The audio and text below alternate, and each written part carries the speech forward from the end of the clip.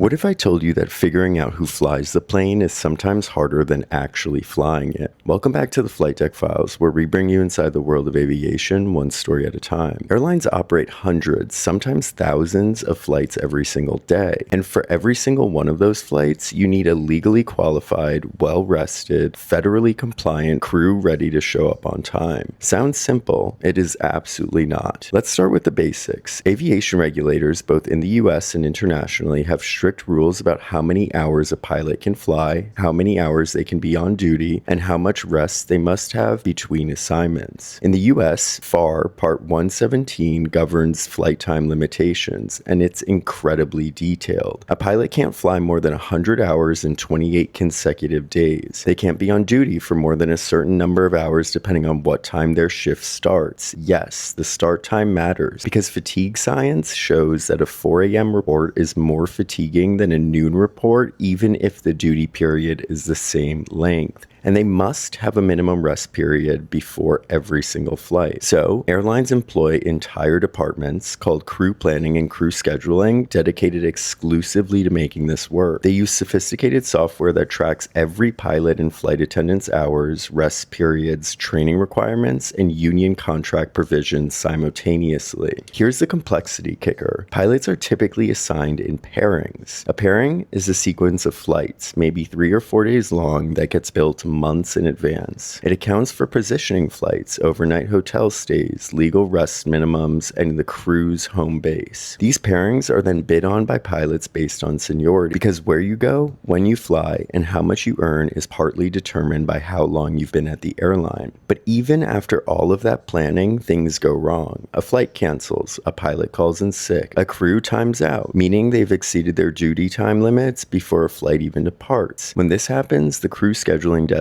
starts working the phones. They call pilots on their days off, often with premium pay incentives to cover open trips. They reposition aircraft. They sometimes swap entire crew pairings over multiple cities simultaneously just to keep the operation running. And here's something most passengers never even think about. That crew member walking down the jet bridge towards your flight might have just driven 2 hours to get to the airport, operated an overnight flight, slept in a hotel for the minimum legal rest period, and shown up to fly you home. They're legal, they're qualified, but the system that got them there is a masterpiece of logistics that most people never see. The next time your flight boards on time with the full crew, take a second to appreciate the invisible puzzle that made it possible.